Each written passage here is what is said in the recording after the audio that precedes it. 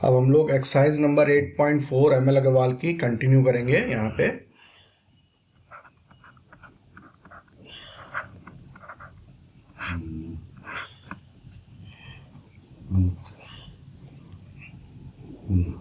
अब हम लोग क्वेश्चन करेंगे एक्सरसाइज नंबर 8.4 का फोर्थ का सेकंड।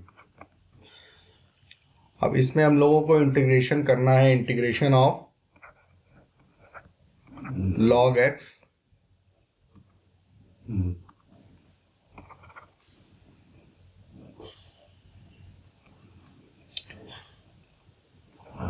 log ऑफ x का स्क्वायर अपॉन x dx। अब यहाँ पे हम सब्स्टिट्यूशन मेथड का इस्तेमाल करेंगे। सब्स्टिट्यूशन मेथड में हम करेंगे let log x is equal to t. अब इसका हम dt बाई डी एक्स करेंगे तो हमको मिल जाएगा dt by d x is equal to 1 upon x.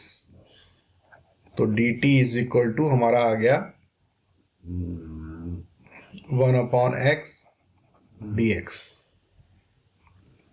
अब हम ये जो वैल्यू हमने निकाली है उसको हम इंटीग्रेशन में पुट कर देंगे। तो log x की जगह पे हम क्या लिख सकते हैं, t का स्क्वायर, और 1 बाय एक्स डी एक्स की जगह पे हम क्या लिख सकते हैं, dt लिख सकते हैं। ये इतनी की जगह पे हम क्या लिख देंगे, dt लिख देंगे। अब ये एक स्टैंडर्ड फॉर्म में चेंज हो गया। अब इसको जो है हम इंटीग्रेट कर देंगे तो t की power 2 plus 1 upon 3 plus c हो जाएगा ये। इसके बाद t की वैल्यू रख देंगे। t की वैल्यू हमने ले रखी है log x की whole power 3 upon 3 plus c, और ये हमारा आंसर आ गया। अब इसके बाद एक्सरसाइज 4th के सेकंड के बाद हम लोग क्वेश्चन नंबर 5th का फर्स्ट पार्ट करेंगे। अब क्वेश्चन नंबर 5th का फर्स्ट पार्ट है हम लोगों का इंटीग्रेशन ऑफ 3 प्लस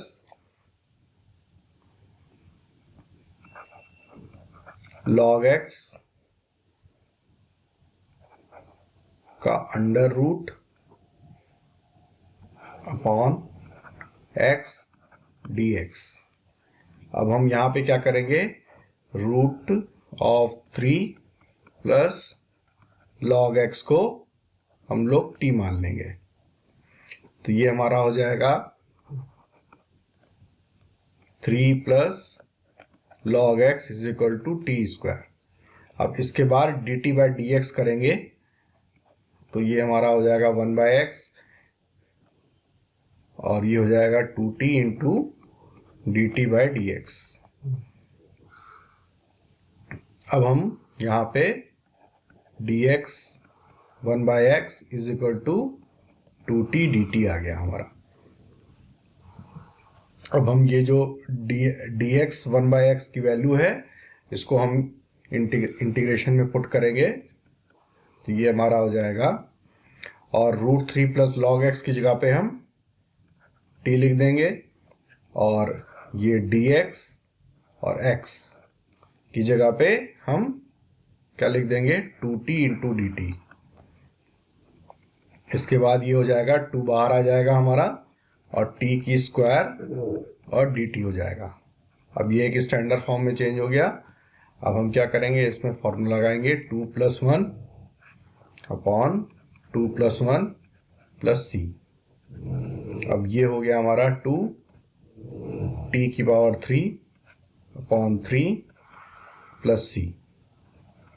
अब t की वैल्यू हम पुट कर देंगे तो हो जाएगा 2 under root of 3 plus log x की whole power 3 upon 3 plus c।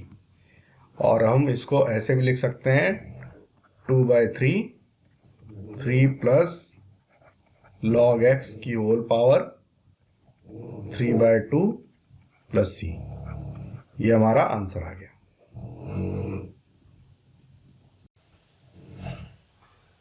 अब हम लोग क्वेश्चन नंबर 5 का सेकंड पार्ट करेंगे। क्वेश्चन नंबर 5 का सेकंड पार्ट है integration of 3x + 1 x plus log x की पावर 2 अपॉन x dx। अब हम इसको ऐसे भी लिख सकते हैं, 3 हमारा बाहर आ जाएगा क्योंकि एक कांस्टेंट है ये। Integration x + 1 bracket x plus log x की पावर 2 अपॉन x dx। अब हम यहाँ पे क्या करेंगे कि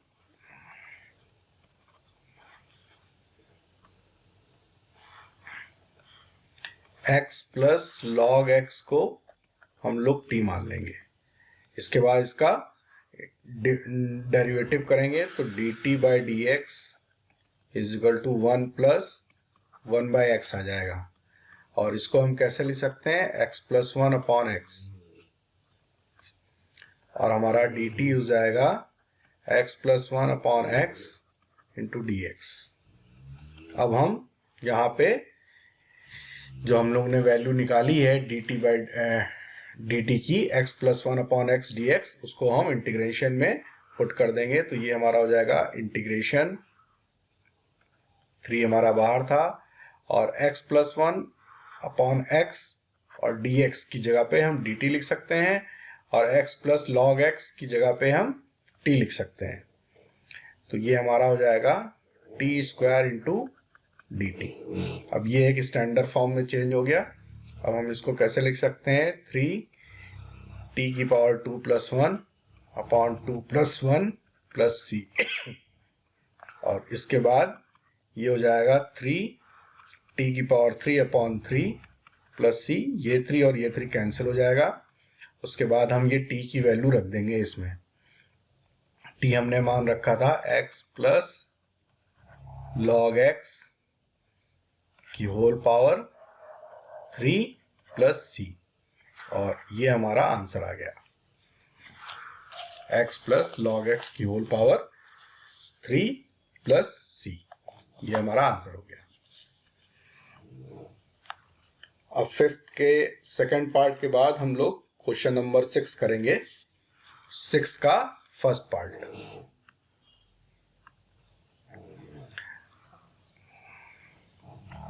अब 6 का फर्स्ट पार्ट है हमारा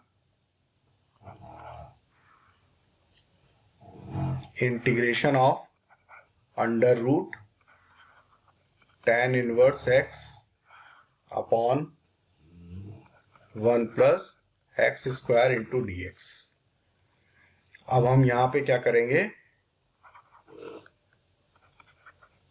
tan 1x को t मान लेंगे, और dt/dx जब हम करेंगे तो हमें मिल जाएगा 1 अपॉन 1 प्लस x², और dt = हो जाएगा हमारा 1 अपॉन 1 प्लस x² dx। अब जो हमने निकाला है वैल्यूज dt की, उसको हम इंटीग्रेशन में पुट कर देंगे। tan 1x की जगह पे हम t लिख देंगे, तो t की पावर 1/2, और dx और 1 प्लस x² की जगह पे हम dt लिख सकते हैं। तो ये dt हो गया। अब इसके बाद ये हमारा स्टैंडर्ड फॉर्म में चेंज हो गया, तो ये हो जाएगा t 1/2 + 1 अपॉन 1/2 + 1 प्लस c, और ये हो गया t की पावर 3/2 अपॉन 3/2 प्लस c। ये हो गया हमारा 2/3 t की पावर 3/2 प्लस c। अब हम t की वैल्यू रख देंगे, तो ये हो जाएगा 2/3। t हमने मान रखा है tan 1x की होल पावर 3/2 प्लस c, और ये हमारा आंसर आ गया।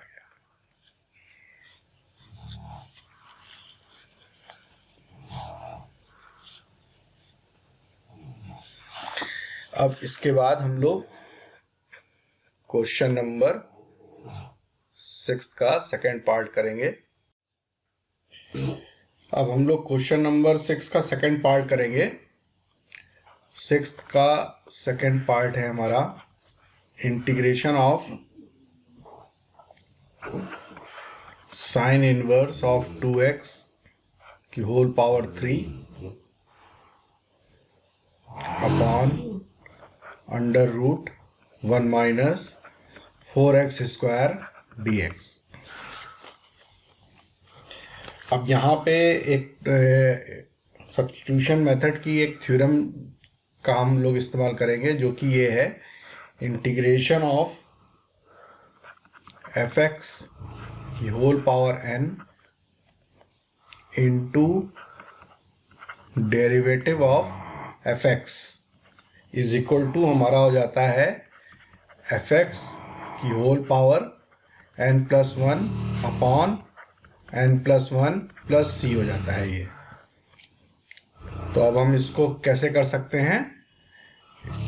अब यहाँ पे हम ये देखते हैं कि अगर हम साइन इनवर्स ऑफ 2x लेते हैं और t के बराबर करते हैं और dt बाय dx करेंगे हम, तो ये हमारा हो जाएगा 1 upon under root 1 minus 4x square हो जाएगा। तो ये हमारा आ गया साइन इनवर्स 2x का डेरिवेटिव। अब हम यहाँ पे देख रहे हैं कि साइन इनवर्स x की पावर 3 है, जो कि fx है, fx की पावर n हो गया, और ये मल्टीप्लाइड है अपने डेरिवेटिव से, जो कि डेरिवेटिव क्या है 1 upon under root 1 minus 4x square है। तो इसलिए हम इस थ्योरम से इसको हम इंटीग्रेट कर सकते हैं। तो ये हम सीधे लिख देंगे इसको, साइन इनवर्स ऑफ 2x की होल पावर 3 प्लस 1 अपॉन 4, और उसके बाद हम ये देख रहे हैं कि साइन इनवर्स 2x है ये। तो हम ये भी जानते हैं integration of ax plus b के फॉर्म में अगर कोई चीज़ है तो हम इसको कैसे लिख सकते हैं? Function ax plus B upon a plus c। तो ये हमारा हो जाएगा इंटू 1/2 प्लस c हो जाएगा ये, क्योंकि ये 2x जो है हमारा ax प्लस b के फॉर्म में है। तो अब इसको हम कैसे लिख सकते हैं? साइन ऑफ इनवर्स 2x की पावर 4 अपॉन 8 प्लस c। ये हमारा आंसर आ गया।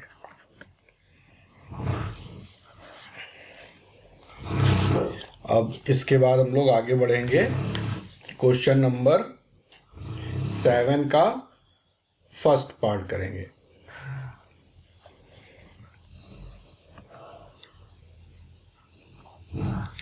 क्वेश्चन नंबर 7 का फर्स्ट पार्ट। क्वेश्चन नंबर 7 का फर्स्ट पार्ट है integration of sine x cos two the seventh का फर्स्ट पार्ट है हमारा integration of sine x multiplied by cos two the power 5x dx। तो यहाँ पे भी हम इसी थ्योरम्स का इस्तेमाल कर सकते हैं। इंटीग्रेशन ऑफ fx की whole power n into derivative of fx dx is equal to हमारा हो जाता है fx की whole power n plus 1 upon n plus 1 plus c, क्योंकि यहाँ पे हम ये देख रहे हैं कि cos x का जो डेरिवेटिव होता है d/dx ऑफ cos x, वो हमारा हो जाता है sin x, और ये इसी फॉर्म में है हमारा। तो हम इसको सीधे क्या कर सकते हैं? cos x की power 5 plus 1 upon 5 plus 1 plus c। तो ये हमारा क्या हो गया? cos x की पावर 6/6 प्लस सी, ये हमारा आंसर आ जाएगा।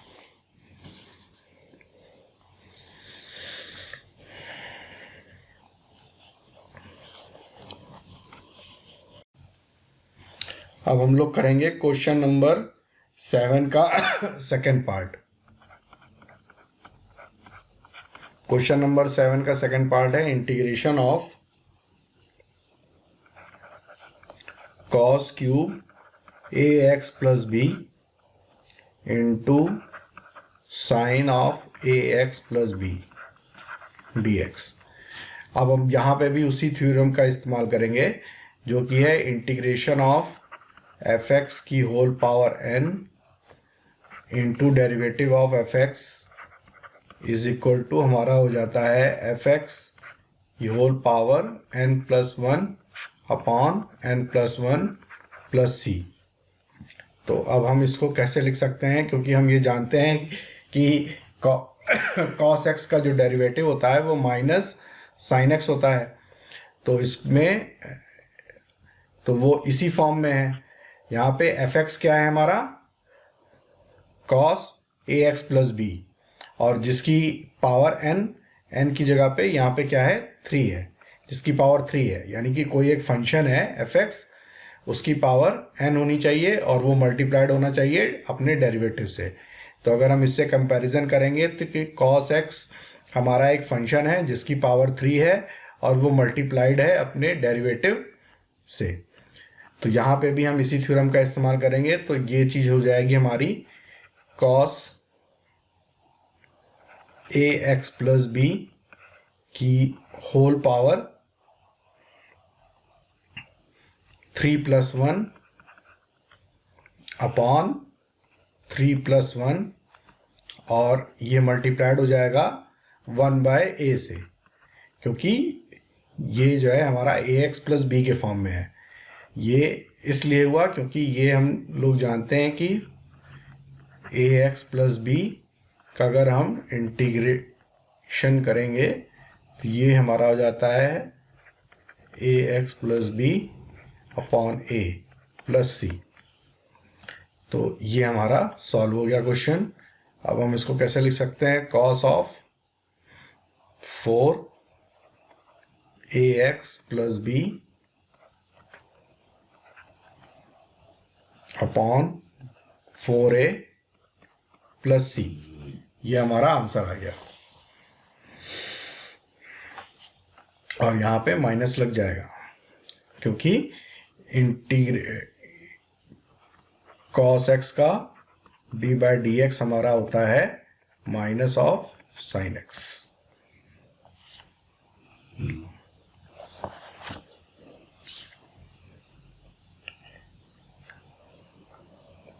अब इसके बाद हम लोग क्वेश्चन नंबर 8 करेंगे। 8 का फर्स्ट पार्ट करेंगे। क्वेश्चन नंबर 8 का फर्स्ट पार्ट जो कि है integration of sec cube x into tan x dx। अब यहाँ पे भी इसी थ्योरम का इस्तेमाल करेंगे, इंटीग्रेशन ऑफ fx की power n into fx dx, ये हमारा हो जाता है fx की power n plus 1 upon n plus 1 plus C. अब यहाँ पे हम देख रहे हैं कि sec x का d बाई डी एक्स हम निकालेंगे पहले।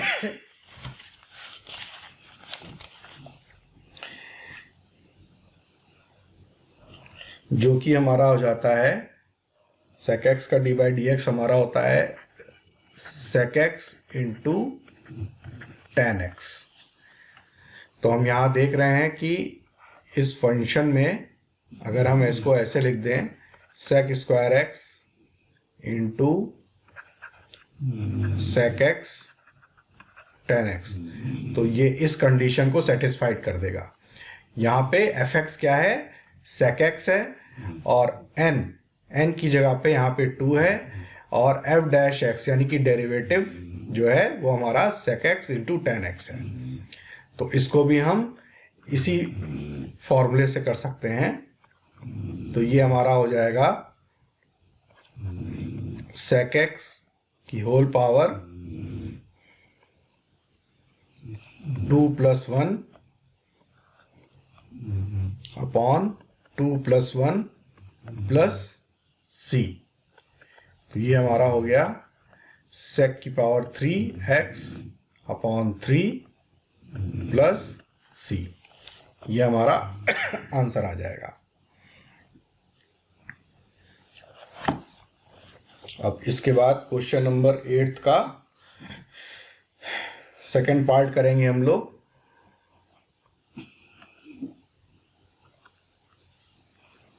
क्वेश्चन नंबर 8 का सेकंड पार्ट है हमारा integration of cot cube x into cosec square x dx। अब हम ये पहले से जानते हैं कि d/dx ऑफ cot x जो है हमारा हो जाता है कोसेक स्क्वायर एक्स। तो अगर हम कंपैरिजन करेंगे, इसी थ्योरम का इस्तेमाल फिर से करेंगे कि इसकी पावर n हो गया into derivative of F X. तो ये हमारा हो जाता है एफ एक्स की whole power n+1 upon n+1 plus C. तो यहाँ पे हमारा जो फंक्शन है वो है हमारा cot x और n जो है वो है हमारा 3 और जो डेरिवेटिव है उसका वो है कोसेक स्क्वायर एक्स। तो इसको हम ऐसे भी अब हम इसको सीधे इस थ्योरम का इस्तेमाल करके इंटीग्रेट कर देंगे, जो कि हमारा आ जाएगा cot ऑफ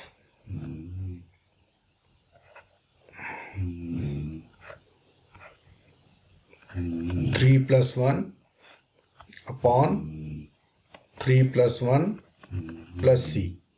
तो ये हमारा हो जाएगा cot of 4x upon 4 plus C. ये हमारा आंसर आ गया।